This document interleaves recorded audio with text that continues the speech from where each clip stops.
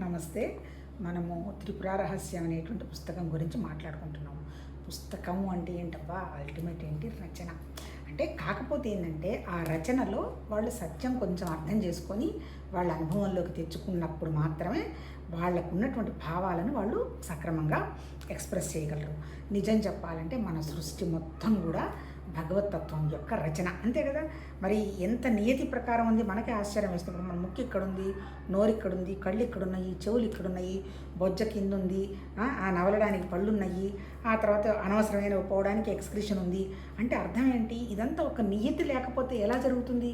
ఇప్పుడు ముక్కు తీసుకెళ్ళి ఎక్కడో ఎనకబెట్టారనుకో, అప్పుడు నేను ముక్కుతో వాసన ఎక్కడ పీలుస్తాను, నోటితో ఎలా తింటాను, ఇలా చెయ్యవు కదా! అంటే ఏంటి? అంటే వండర్‌ఫుల్ క్రియేషన్ అనమాట. అంటే ఏంటి? ఆ తర్వాత ఇంకోటి ఏంటి? ఇప్పుడు ఈ 'త్రిపుర రహస్యం' చూసుకుంటే కూడా ఫిలాసఫీ, మిస్టిక్. మిస్టిక్ అంటే ఏంటి? రహస్యం మనకేం అర్థం కాదు, కానీ ఈ తత్వాన్ని మనం బ్యాలెన్స్ చేసి ఈ మిస్టిక్ కనెక్ట్ చేస్తే కొంచెం అర్థం అవుతుంది. అంటే దీనికి కారణం ఏంటి? అల్టిమేట్ ఇంటెలిజెన్స్, అంటే రచన అనమాట. ఎందుకు రచన చెప్తున్నానంటే, భగవతత్వం అంతా కూడా అంత ఇంటెలిజెన్స్ లేకపోతే ఇదంతా మరి ఎలా ఉండేది? 100 కార్లు వెళ్ళిపోతుంటాయి, అన్నిటికీ యాక్సిడెంట్ కాదు, ఏదో ఒక కారు మనకు తెలిసిపోతుంది. ఆ కారు వాళ్ళని కనుక మనం అడిగితే ఏదో డిస్టర్బెన్స్లో ఉంటామో, లేకపోతే ఏదైనా డ్రింక్ చేయటమో, అట్లాంటి సిచ్యువేషన్స్ మనకి ఎరైజ్ అవుతాయి. అంటే అర్థం ఏంటి? అంటే అన్నీ పర్ఫెక్ట్గా వెళుతున్నప్పుడు వస్తాయి, రావని ఏం చెప్పము. కాకపోతే ఏంటంటే, ఆ వచ్చిన ఏ ఎక్స్పీరియన్స్ కూడా అది అనుభవంగా పరిగణిస్తుంది. అంటే ఏంటి?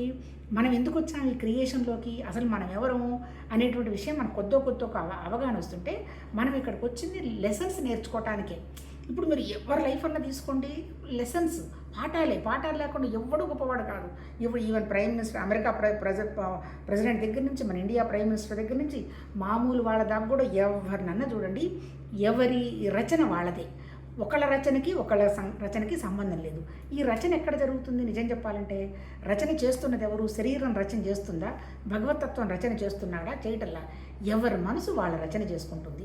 రచన అంటే ఎందుకు చెప్తున్నాను అంటే అంత వండర్ఫుల్. ఇప్పుడు ఈ పుస్తకాలు రాసిన అవన్నీ కూడా వాళ్ళు ఎప్పుడో ఎన్నో వేల సంవత్సరాల నాడు వాడి అనుభవంలోకి తెచ్చుకొని రాబోయే భవిష్యత్తును జనాలను కూడా ఆలోచించి రచనలు రాయడం జరిగింది. ఇప్పుడు ఇంకో చిన్న ఉదాహరణ చెప్తాను. నేను ఫస్ట్ ఇయర్ BAలో ఉన్నప్పుడు పాలిటిక్స్ అనుకుంటా, డేవిడ్ సార్ అని ఉండేవాళ్ళు. మంచి, చాలా సాత్వికుడు, చాలా మంచి ఆయన. సరే, first year second year, I don't remember it, పాలిటిక్స్లో మంచి మార్కులే వచ్చాయి. సెకండ్ వచ్చినట్టుంది. మా క్లాస్లో ఎప్పుడు వచ్చిన ఫస్ట్, ఇంకొక అమ్మాయికి ఎవ్వరికి రాదు. దట్ జ్యోత్స్న ఉంది, వండర్ఫుల్ గర్ల్. ఎంత బాగా రాస్తుందంటే, ఎంత ఫాస్ట్గా రాస్తున్నా కూడా హ్యాండ్ రైటింగ్ మారదు. అలాంటి అమ్మాయికి ఎప్పుడు ఎందులో వచ్చినా ఆ అమ్మాయికే ఫస్ట్ వస్తుంది. ఇంకొకరు ఎవరు ఆ అమ్మాయిని సబ్స్టిట్యూట్ చేయలేరు. కాకపోతే ఎందుకు ఆ రోజు నాకు సెకండ్ వచ్చిందని అనుకుంటున్నా. ఇప్పుడు నాకు కొంచెం వెనక్కి తిరిగి చూసుకుంటే, ఆయన నా పేపర్ ఇస్తూ ఆయన ఒక మాట అన్నాడు, నాకు ఎందుకు ఇంతమంది ఆడపిల్లలు రచయిత్రులు అవుతున్నారో నాకు అర్థమైందమ్మా అన్నాడు. అంటే మనం చదివేది ఇంత, రాసేదంతా. అంటే అర్థం ఏంటి? ఆ మాట అంటే ఇప్పుడు ఎందుకు చెప్తున్నాను అంటే, ఈ మాట నాకు ఈ రచన అనేటువంటి విషయం గుర్తొచ్చి నాకు అనిపిస్తుంది అనమాట. అంటే నాకు కూడా ఎక్కడో కొంచెం రచనల మీద, ఆ భావాల మీద ఇంట్రెస్ట్ ఉండొచ్చు. అందుకే నాకు ఇప్పుడు ఈ రచనలు కూడా బాగా అర్థమవుతున్నాయేమో అనిపిస్తుంది. ఇప్పుడు మనం టాపిక్ వస్తాం. ఈ పుస్తకం ఏంటి? ఈ 'త్రిపుర రహస్యంలో' దత్తాత్రేయుడు పరశురామ సంవాదంలో పెట్టి పరశురాముడికి ఆయన బోధిస్తుంటాడు, నాయన, ఎంత నువ్వు కర్మ చేసినా నీకు శాంతి లేదు, నువ్వు ఎంత భక్తి చేసినా శాంతి లేదు, ఎంత యోగం చేసినా శాంతి లేదు, ఇవన్నీ చెయ్యటం ఉంటాయి. నువ్వు విచారణ చేసి తత్వం ఏంటి, భగవతత్వం ఏంటి, తత్వమసి అన్నాడు కదా, నీ తత్వం భగవతత్వం తెలుసుకుంటే ఈ రెండు అనేటువంటి విషయం ఒకేసారి కనుక నీకు అవగాహనకు వస్తే లైఫ్ ఈజ్ బ్యూటిఫుల్, వండర్ఫుల్ అని చెప్పాడు. ఈ పరశురాముడు వెళ్ళి సుభేదునుడు అనేటువంటి ఇంకొక శిష్యుడికి బోధించాడు. సుభేదునుడు మన నారద మహర్షికి చెప్తూ ఈ పుస్తకాన్ని ఎలా రాశాడు? మనకి తేలికగా అర్థం అవ్వడానికి పాత్రలను సృష్టించి ఆ పాత్రలతోటి చెప్పిస్తూ ఉన్నాడు. అంటే ఏంటి? మనం 100% కొన్ని భగవతత్వంలో చెప్పకూడదు కదా. అంటే ఏంటి? నీ కోరికలన్నిటికీ కారణం నీ మనసులో ఉన్నటువంటి, నీ ఇంద్రియాలు నడిపిస్తున్న నా వేషాలు ఏదప్ప నాయన, నీ ఇంద్రియాలను నువ్వు పట్టుకొని ఇదంతా మనసు నాటకం అనుకుంటే నీకు అప్పుడు ఏ టెన్షన్ లేదు, అప్పుడు వాటిలో నుంచి నువ్వు బయటపడతావు అని భార్యే భర్తకి బోధించింది. అంటే భార్య ఎవరు? జ్ఞాని. ఇప్పుడు ఇంకా భగవద్గీతలో ఏం చెప్తాడు?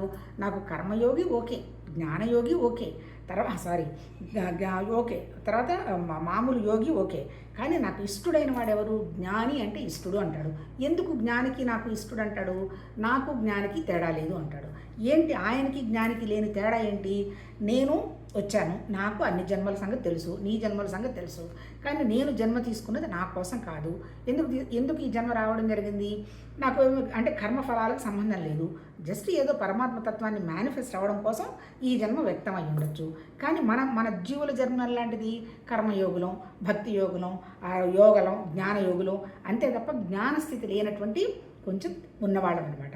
అందుకని ఏమంటారు, జ్ఞానం కొన్ని పుస్తకాల్లో వాడతాడు, జ్ఞాని అజ్ఞాని అంటాడు.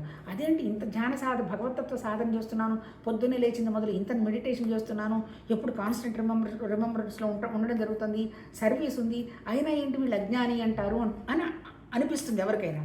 అజ్ఞాని అంటే ఏంటి? జ్ఞానం లేదు అని కాదు, ఆ భగవతత్వ జ్ఞానం కోసం ఎవరైతే ప్రయత్నం చేస్తూ ఉంటారో వాళ్ళని అజ్ఞాని అంటారు. అసలు ఈ గోలంతా లేదు, హ్యాపీగా శరీరం, మనసు, ప్రాణం వండర్ఫుల్గా ఎంజాయ్ చేయడం, కొనుక్కొచ్చుకోవడం, తినడం, చనిపోవడం అనుకో, వాళ్ళని మూఢులు అంటాడు. ఇప్పుడు నిజంగా కొద్ది గొప్ప పరమాత్మతత్వం కోసం ప్రయత్నం చేసే వాళ్ళని అజ్ఞాని అన్నాడు. అజ్ఞానం అంటే పూర్తి జ్ఞానం లేదు. ఇప్పుడు ఇక్కడ భగవద్గీతలో ఆయన ఏం చెప్పాడు, నాకు జ్ఞానులు ఇష్టం అంటే నాకు జ్ఞానికి తేడా లేదు అంటాడు. ఎందుకు జ్ఞానికి తేడా లేదు? జ్ఞాని ఏమి కోరడు, ఏ కోరికలు పెట్టుకోడు, ఎవరైనా తిట్టినా పట్టించుకోడు, ఎవరైనా పొగిడినా పట్టించుకోడు, ఇదంతా ఒక నాటకం నడుస్తుంది అనేటువంటి విషయం జ్ఞానికి తెలుసు. అనేమన్నా గమ్మును కూర్చుంటాడా? స్థితప్రజ్ఞ స్థితిలో ఉండి, జ్ఞాన స్థితిలో ఉండి, తర్వాత జీవన్ముక్త స్థితిలో ఉండి తన ద్వారా జరిగే పనులన్నీ జరిగిపోతూ ఉంటాయి. కానీ ఆ ఫలాలకు సంబంధించింది పిసరంత కూడా బోధపడ్డు. తను ఏ స్థితిలో ఉండి చేస్తూ ఉంటాడు? లోపల ఉన్నటువంటి జ్ఞాన స్థితిలో చేస్తూ ఉంటాడు. మళ్ళీ అల్టిమేట్గా జ్ఞానం అంటే ఏంటి? ఆత్మ అన్నాడు. ఆత్మ అంటే ఏంటి? నేను అనేటువంటి జ్ఞానం. నేనెవరు? నేను శరీరం కాదు, ప్రాణం కాదు, మనసు కాదు, నాలోనే ఉన్నటువంటి ఒక భగవతత్వ జ్ఞానం, నాలోనే కాదు సర్వత్రా వ్యాపించినటువంటి జ్ఞానం. అదేమో బ్రాహ్మణం, నాదేమో నా వరకే ఉన్నటువంటి లిమిటెడ్ జ్ఞానం. ఈ లిమిటెడ్ జ్ఞానం దాటిన తర్వాత ఉండేటువంటి భగవతత్వ జ్ఞానమే సర్వత్రా ఉంది అనేటువంటి విషయం జ్ఞానికి తెలుసు అంటాడు. మళ్ళీ తెలుసు అంటే మళ్ళీ ఈయనేమన్నా దేవుడు అయిపోయినాడా? ఏముండదు. ఈయన దగ్గర శరీరం ఉంటుంది, ఈయన దగ్గర ప్రాణం ఉంటుంది, ఈయన దగ్గర మనసు ఉంటుంది, హాయిగా టయానికి తింటాడు, ఉంటాడు, అన్నీ చేస్తాడు. కానీ ఈ చేస్తున్న ప్రతిదీ కూడా భగవతత్వ భావనలో చేయడం జరుగుతుంది. ఇప్పుడు అల్టిమేట్గా ఇప్పుడు మనం మాట్లాడుకుంటున్నాం కదా, రచన అంటే ఈ రచనలన్నీ ఎక్కడి నుంచి వస్తున్నాయి? మన భావాలే. భావం తప్ప ఇంకేం లేదు. మళ్ళీ ఇంకా భావం ఏంటి? నేను భగవతత్వం అనుకోవటం కూడా భావమే. చాలామంది అంటారు, ఊరికి అందరికీ తెలుసు, చెప్పే ఉపయోగం లేదు, అనుభవంలోకి రావాలి అని అంటారు. ఏంటి అనుభవం? అనుభవం వచ్చేది ఎవరికి? మళ్ళీ అనుభవం వచ్చేది మళ్ళీ మన దగ్గర ఉన్నటువంటి మన మనసుకే అనుభవం. ఇప్పుడు భగవతత్వ విషయంలో చెప్పింది, నీ మనసుతోటి కానీ, నీ ఇంద్రియాలతో కానీ, నీ శరీరంతో కానీ, నీ ప్రాణంతో కానీ భగవతత్వాన్ని నువ్వు గ్రహించలేవు, అర్థం చేసుకోలేవు, చూడలేవు. ఎందుకంటే చూడటానికి అక్కడ నామరూప గుణాలు లేవు కాబట్టి ఓన్లీ ప్రాసెస్ ఏంటంటే మనం ఎక్స్పీరియన్స్ చేయాలి, అంటే అనుభవంలోకి తెచ్చుకోవాలి. అనుభవంలోకి తెచ్చుకోవటం తప్ప మార్గం లేదు. మళ్ళీ అనుభవంలోకి తెచ్చుకునేది ఎవరు? మనసే. అంటే ఇప్పుడు ఏంటి? మనసు దాటినటువంటి స్థితి ఉన్నప్పుడు అంటే ఏంటి? భౌతికంగా సంబంధించినటువంటి ఏ విషయాల్లో నీకు లాభ నష్టాలు, కోరికలు, సంకల్పాలు, వికల్పాలు, నిర్వికల్పాలు ఏమీ లేనప్పుడు మనసు ఎలా ఉంటుంది? ఏదైనా పని ఉంటే కదా కదులుతుంది. ఏ పని లేదు, ఎలా కూర్చొని ఉంటుంది మనసు? నిశ్శబ్దంగా కూర్చొని ఉంటుంది. ఆ నిశ్శబ్దంగా ఉన్నప్పుడు ఆ నిశ్శబ్దాన్ని అబ్జర్వ్ చేస్తున్నాం అనుకో, ఆ నిశ్శబ్దమైనటువంటి స్థితే భగవతత్వం. ఇంకా అంతకంటే ఏం లేదు. ఆ నిశ్శబ్ద స్థితిలో మనం 24 గంటలు ఉండగలిగితే అది జీవన్ముక్త స్థితి. ఇప్పుడు అనుభవం అంటున్నారు. ఏంటి అనుభవం?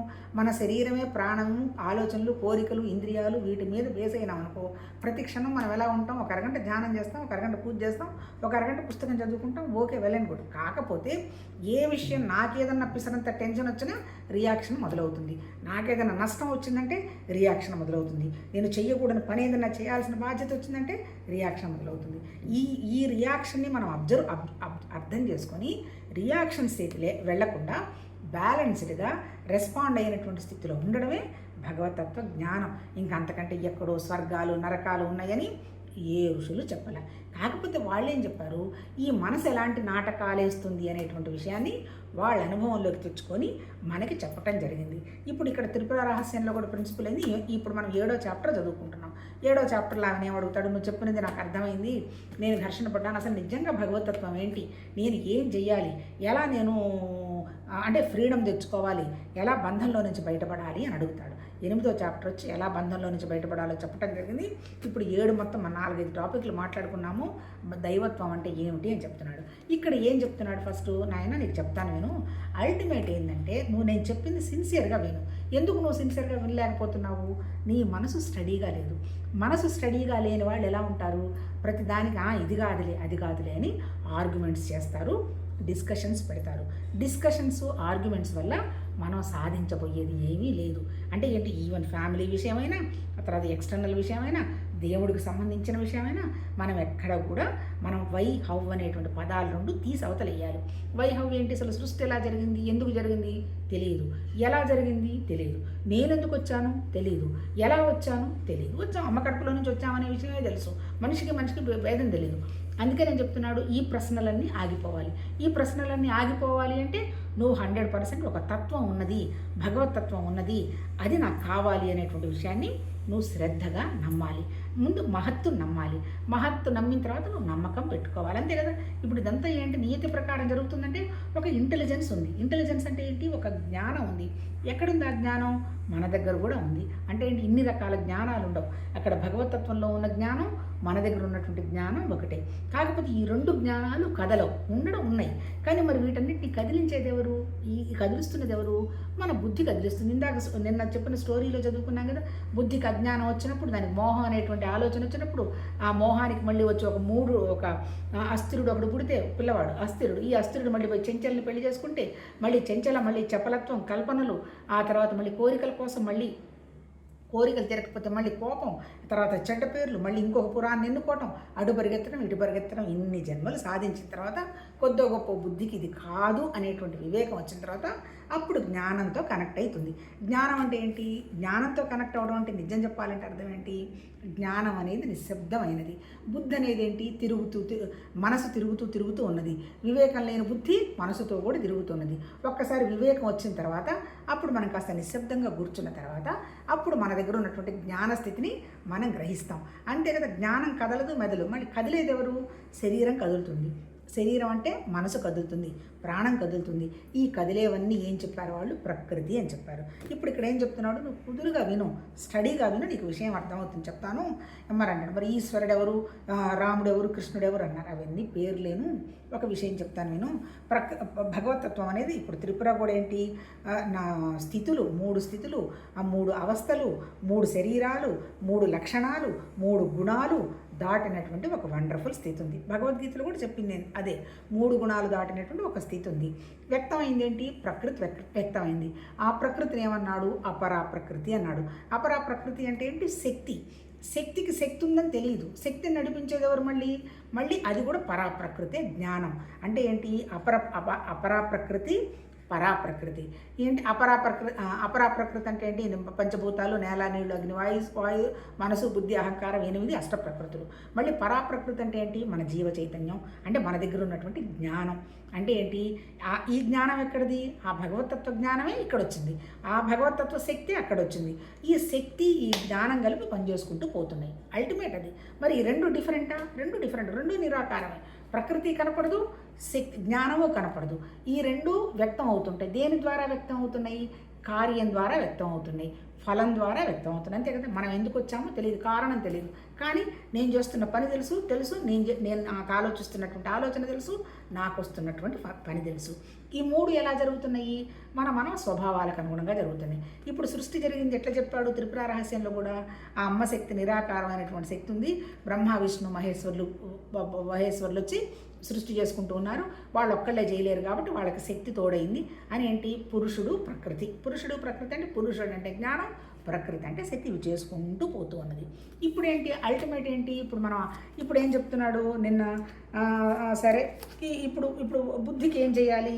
వివేకం తెచ్చుకొని, అంటే ఇప్పుడు ఆమె ఏం చెప్తుంది ఆయనకి? ఇదిగో నాయన, ఇలాంటి ప్రకృతి ఉంది కదా, ఇలాంటి నిరాకారమైనటువంటి శక్తి ఉంది కదా, ఈ విషయాన్ని నువ్వు గ్రహించాలంటే భగవతత్వం యొక్క కృప వల్లనే ఇది సాధ్యమవుతుంది. అందుకని ముందు నువ్వేం చేయాలి? ముందు ఇప్పుడు ఆల్రెడీ నువ్వు విచారణ చేస్తున్నావు. విచారణకు ముందు ఏం చేసావు? కర్మలో ఏం చేసావు? నిష్కామ కర్మ, నాకేం ఫలం అవసరం లేదనేటువంటి ప్రాసెస్లో చేసావు. దాని తర్వాత సత్సంగం కలిసావు. ఎవరు? ఇప్పుడు ఆ భార్య సత్సంగ్ కలిసిన తర్వాత అసలు ఇది కాదు అనేటువంటి ఊహ మొదలైంది. సత్యం తెలుసుకుందామని అనిపించింది. సత్సంగం అయిపోయిన తర్వాత ఇప్పుడు నెక్స్ట్ వచ్చేది ఏంటి? ఇప్పుడు అసలు భగవతత్వం ఎవరు అని అడిగావు. భగవతత్వం ఎవరు అంటే చెప్తుంది ఏంటి? ఇదంతా ఒక నిరాకారమైనటువంటి ఒక శక్తి వ్యక్తమైంది. నువ్వు కనుక గ్రహించావంటే నువ్వే కనుక్కుంటావు. నేను అది చెప్పలేను, నీకు నేను చూపించలేను. ఎందుకు? చెప్పడానికి అక్కడ రూపం లేదు, చూపించడానికి ఒక మనిషి గుణాలు లేవు. మరి నేను ఎలా చెప్పగలుగుతాను? కాకపోతే నేను ఎక్స్పీరియన్స్ చేస్తాను, నాకు తెలుసు. నువ్వు కూడా ఎక్స్పీరియన్స్ చేస్తావు, నువ్వు కూడా అనుభవానికి తెచ్చుకో. ముందు ఉపాసన చెయ్యి. ఉపాసన అంటే ఏంటి? అనన్య భక్తి. నాకు భగవతత్వం తప్ప ఇంకొకటి ఏమీ అవసరం లేదు అని నువ్వు ఎప్పుడైతే నువ్వు అనుకుంటావో ఆటోమేటిక్గా నీ ఇంద్రియాలు ఉన్నాయి కదా, నీ సెన్స్ ఆర్గన్స్, నీ మైండ్ బయట తిరగడం ఆపేస్తుంది. ఎప్పుడైతే బయట తిరగడం ఆపేసిందో లోపల ఉన్నటువంటి ఆ నిశ్శబ్దమైనటువంటి భగవతత్వాన్ని నువ్వు అబ్జర్వ్ చేయడం మొదలు పెడతావు. ఎప్పుడు ఇదంతా నీకు జరుగుతుంది? భగవద్గీతలో చెప్పినట్టనే తేడా ఏం లేదు. అర్జునుడు ఎందుకు విషాదం పడ్డాడు? నాది అనేటువంటి అహంకారం మమకారంతో పడ్డాడు. నాయన నీది నాది అంటూ ఏం లేదు, ఉన్నదంతా ఒకటే నాయన జ్ఞానం. ఆ జ్ఞానం అనేది కదలదు మెదలదు, దాన్ని ఆత్మ అంటాడు. ఆత్మన్న పరమాత్మన్న రెండు, మళ్ళీ జీవాత్మన్న మళ్ళీ మూడు ఒకటే అవుతాయి. ఆత్మ అంటే ఏం లేదు నాయన జ్ఞానం. నేను జీవుణ్ణి అనేటువంటి లిమిటెడ్ ఏరియాలో నువ్వు ఉన్నావు. నీ జ్ఞానం చాలా లిమిటెడ్గా ఉంది, నువ్వు లిమిటెడ్ కాదు. నా దగ్గరే భగవతత్వం ఉంది అనేటువంటి ఆలోచన నువ్వు చేసి నువ్వు ఏ పని చేసినా ఫలాన్ని ఆశించకుండా చేసుకుంటూ పో. నిష్కామ కర్మ కనుక నువ్వు చేసావంటే ఇప్పుడు నిన్ను సమస్యలు, నిన్ను ఇబ్బంది పెడుతున్నది ఏంటి? నీ ఆలోచనలు, నీ మనస్సు, నీ బుద్ధి. ఎప్పుడైతే నువ్వు నిష్కామ కర్మగా చేయటం మొదలుపెట్టావో పని జరిగిపోతూ ఉంటుంది. ఆటోమేటిక్గా నీకేమొస్తుంది? బుద్ధి వికాసం కలుగుతుంది. ఇప్పుడు ఇందాక మనం చెప్తుంటే ఇంటెలిజెన్స్ పెరుగుతుంది. ఇంటెలిజెన్స్ ఎప్పుడైతే పెరుగుతుంది, విషయం ఏందనేది నువ్వు ఈజీగా అర్థం చేసుకుంటావు. ఎవరైనా దుఃఖపడుతున్నారు, కారణం ఏంటి అంటే ఇంటెలిజెన్స్ అంటే తెలివితేటలు లేక. అల్టిమేట్గా మనం చేయాల్సింది ఏంటంటే తెలివితేటలు పెంచుకోవాలి. అంటే ఎలా? తెలివిగా ఆలోచించాలి, అంతే కదా. ఈ సమస్య వల్ల నాకు తాత్కాలిక నష్టమా, తాత్కాలిక లాభమా? అలాంటప్పుడు నేను ఎందుకు దుఃఖపడాలి? దుఃఖపడేవాడు కనుక లేకపోతే దుఃఖమే లేదని చెప్తున్నాడు. ఇక్కడ దుఃఖపడేవాడెవడు? మనస్సే. ఎందుకు దుఃఖపడుతుంది? ఇన్కంప్లీట్నెస్, భయము, డిజైరు. సృష్టికి కారణం కూడా ఏంటి? భయము, కోరిక. భయము, కోరిక లేకపోతే దుఃఖమే లేదు. మరి ఇవన్నీ నడుస్తున్నాయి కదా, నడవని. భౌతికంగా ఉన్నవన్నీ నడవాలి. ఆకలిస్తుంది, తింటావు, చూడాల్సి వస్తుంది, చూస్తావు, మాట్లాడాల్సి వస్తుంది, మాట్లాడతావు. ఇన్ని చేసిన లోపల మనసుకు ఘర్షణ లేకుండా చెయ్యి. మనసు మీద ఎలాంటి ముద్రలు ఏర్పాటు చేసుకోకుండా చెయ్యి.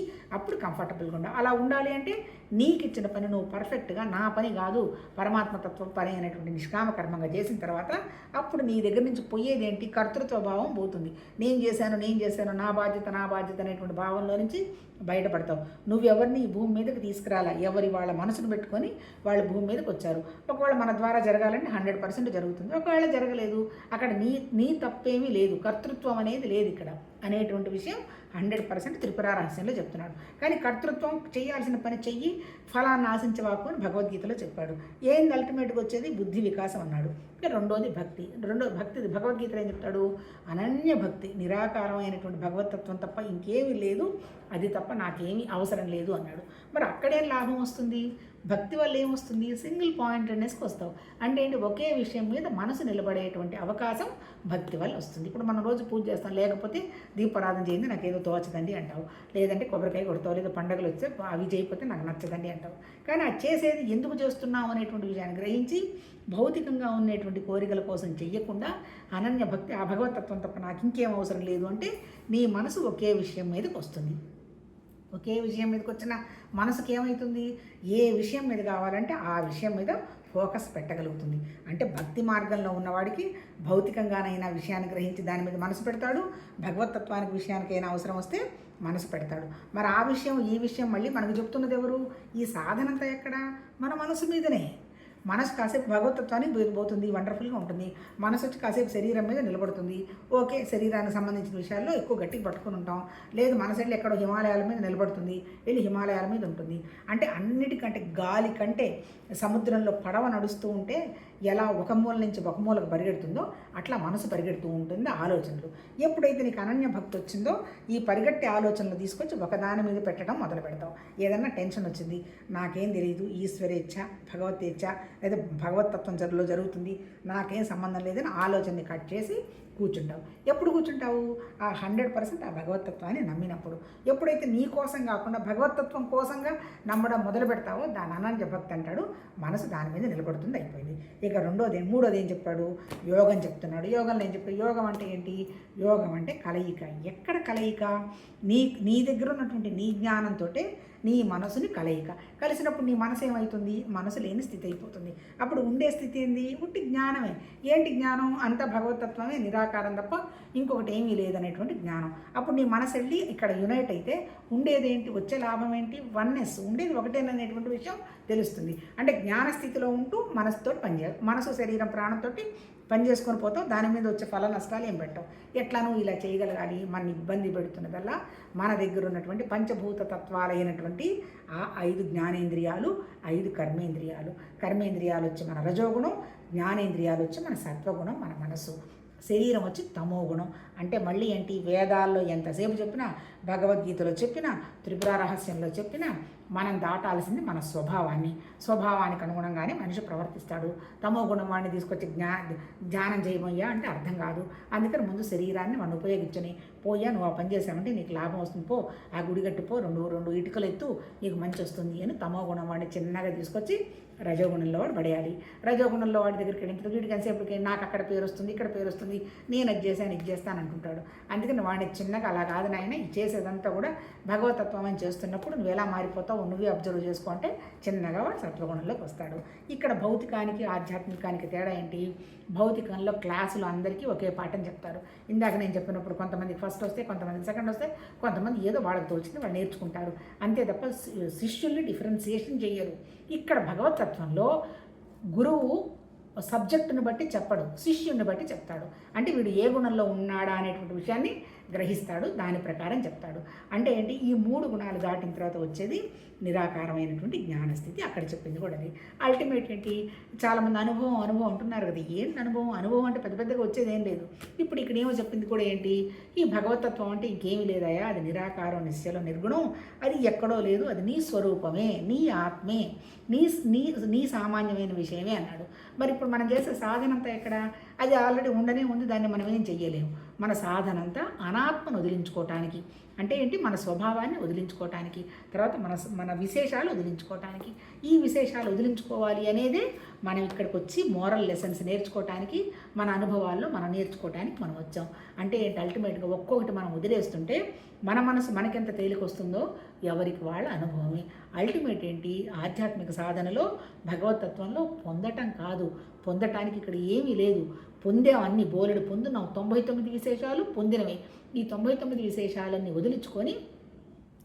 వదిలించుకోవాలి అంటే ఈ 99 విశేషాలను అబ్జర్వ్ చేస్తూ వదిలేస్తూ ఆ ఒకే ఒక విశేషం, ఆ ఒకే ఒక సామాన్యం, ఆ ఒకే ఒక స్వరూపం, ఆ ఒకే ఒక ఆత్మ, ఆ ఒకే ఒక పరమాత్మ మీద మన దృష్టి పెట్టడం. మళ్ళీ ఆత్మ పరమాత్మ అంటే నామరూపాలు గుణాలు ఉన్నవి ఏమి కాదు. ఒక వండర్ఫుల్ చైతన్యం, ఒక వండర్ఫుల్ జ్ఞానం. ఇప్పుడు మనం చేయాల్సింది ఏంటి? మనం ఆ జ్ఞానస్థితిలో ఉంటూ ఇంకా పెంచుకోవటానికి ఏముంది? ఈ అనాత్మకు సంబంధించినవన్నీ వదిలేస్తున్నావు అంటే ఆల్మోస్ట్ ఆల్ జ్ఞానస్థితి పెరుగుతూ ఉంటుంది. నిజం చెప్పాలంటే తప్ప ఇవన్నీ కూడా మన భావాలే, మన ఆలోచనలే, మనసు చేస్తున్న నాటకాలే. ఈ మనసు ఆలోచనలు కనుక వదిలేస్తే మనం ఉండేది నిర్వికల్పమైన స్థితే. నిర్వికల్పమైన స్థితి అంటే నీకు 100% కోరికలు పోవాలి. ఇంతసేపు తిప్పి బుద్ధుడు చెప్పినటువంటి అష్టాంగ మార్గమైనా, ఆ తర్వాత మళ్ళీ శంకరాచార్య గారు చెప్పింది వాళ్ళైనా, తర్వాత మన ఉపనిషత్తుల సారమైన ఈ త్రిపుర రహస్యమైన భగవద్గీత అయినా ఇవన్నీ చెప్పింది ఏంటంటే కోరికలు. ఈ కోరిక వల్ల నాకు తాత్కాలికమైన కోరిక, భవిష్యత్తులో ఉపయోగపడే కోరిక. ఈ కోరిక నాకు ఉపయోగమా, పక్కవాళ్ళకు ఉపయోగమా, ఎవరికి అనేటువంటి విషయం వదిలితే మన దగ్గర ఉన్నటువంటి స్వార్థం తగ్గుతూ ఉంటుంది. ఎప్పుడైతే స్వార్థం తగ్గుతుందో మనం సత్వగుణంకి వెళ్తాం. సత్వగుణం అంటే ఏంటి? సుఖము, శాంతి, మంచి లక్షణాలు, మంచి గుణాలు. అల్టిమేట్ ఏంటి? ఆ మంచితనమే, ఆ మంచి గుణాల వల్లనే, ఆ సత్వగుణం వల్లనే సుఖం వస్తుందనేటువంటి విషయం గ్రహించి ఈ వస్తువుల మీద, మనుషుల మీద ఏమీ రాదు అనేటువంటి విషయం గ్రహించినప్పుడు వస్తువులనేమో వాడుకుంటాము,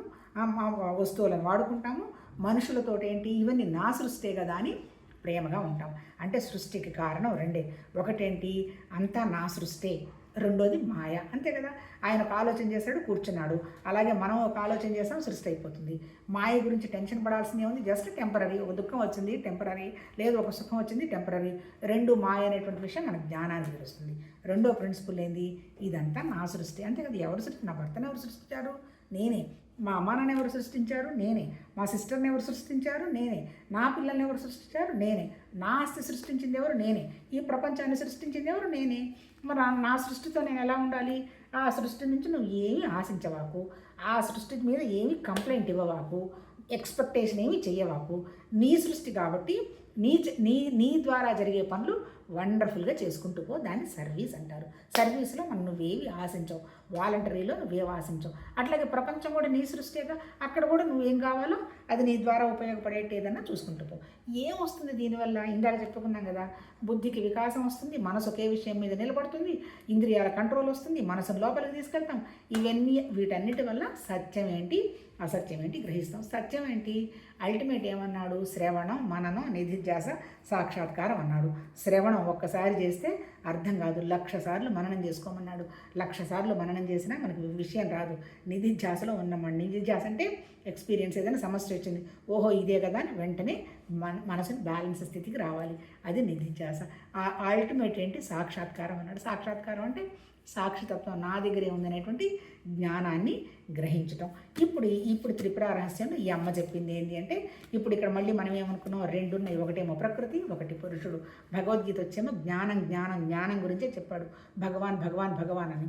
ఇప్పుడు ఈ త్రిపుర రహస్యంలో శక్తి మాట్లాడుతోంది. శక్తి అంటే శక్తి మళ్ళీ సత్తు చిత్తు ఒకటే, రెండేం కాదు.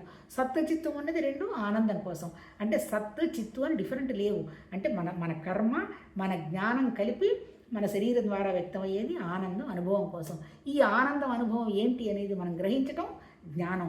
దానివల్ల లాభం వస్తుందా నష్టం వస్తుందా అనేటువంటి విషయాన్ని బేరీ చేసుకొని, ఇది నా కోసం కాదు, నేనేం చెయ్యను, నా ద్వారా జరిగిపోతుంది అనేటువంటిది జ్ఞానం. అప్పుడు నిర్వికల్పంగా ఉంటావు, నీకు ఏ కోరికలు పెట్టుకోవు, ఏ పని వస్తే ఆ పని 100% భగవతత్వం అనేటువంటి భావంతో చెప్పాడు. 2 ప్రిన్సిపల్స్, ఒకటి పట్టుకుంటే మాయ, రెండోది పట్టుకుంటే నా సృష్టి. ఇలా చేసుకుంటూ ఉంటే మన మనసు 24/7 నిశ్చలంగా నిర్వికల్పంగా బ్రహ్మాండంగా ఉంటుంది. ఏ పని ఉంటే ఆ పని డైనమిక్గా ఉత్సాహంగా జరుగుతూ ఉంటుంది. ఆధ్యాత్మిక సాధన అంటే ఎమోషనల్గా ఏడవడం కాదు. చాలామంది అమ్మా నాకు నాడు నువ్వేంలే అన్నీ మనతోనే ఉన్నాయి, ఆ జ్ఞానం మనమే అని గ్రహించడం, ఉత్సాహంగా ఉండడం. లేదు రేపు శరీరం వదిలిపెట్టాల్సి వస్తే ఇదంతా ప్రకృతి, ఓకే బాయ్ బాయ్ అనేసి సర్దుకోవటం. లేదు ఉండి ఏదైనా పనులు జరుగుతుందా, ఓకే ఏదో పని ఉందేమో చూసుకోవటం, అంతే తప్ప కారణం ఎవరికీ తెలియదు. సృష్టి ఎందుకు వ్యక్తమైంది అనేటువంటి విషయమే ఏ ఋషులు చెప్పలా ఇన్ని లక్షల సంవత్సరాల్లో, ఇప్పటికి సైంటిఫిక్గా కూడా చెప్పలా. అందుకని వై హౌ వదిలేసి ప్రస్తుతంలోనే హాయిగా ఉంటూ అంత భగవతత్వం అనేటువంటి విషయాన్ని ఎక్స్ప్లోర్ చేసుకుంటూ పోవటమే. ఇప్పుడు 7వ చాప్టర్ అయిపోయింది. 7వ చాప్టర్ ఆమె ఏం చెప్పింది, ఆ నిరాకారమైనటువంటి శక్తిని నువ్వు ఎట్లా గ్రహించాలి అనేటువంటి విషయంగా చెప్పింది. రేపు 8లో ఎట్లా ఈయన ఏమంటారు దాన్ని, స్వేచ్ఛ, ఫ్రీడమ్. ఆ తర్వాత ఆల్రెడీ అంతకుముందు కూడా ఒక టాపిక్లో చెప్పుకున్నట్టున్నాం, 5వ దాంట్లో బంధము మోక్షం అనేటువంటి టాపిక్ లాగా. ఇక్కడ కూడా ఆయనకి ఇలా చేసిన తర్వాత ఎలా ఆయన ఫ్రీగా వీలైనాడు, ఎలా మోక్షం బంధం అనేటువంటి విషయాల్లో అర్థం చేసుకున్నాడు అనేటువంటి విషయం చెప్పబోతాడు. రేపు 8 మాట్లాడుకుందాం. నమస్తే.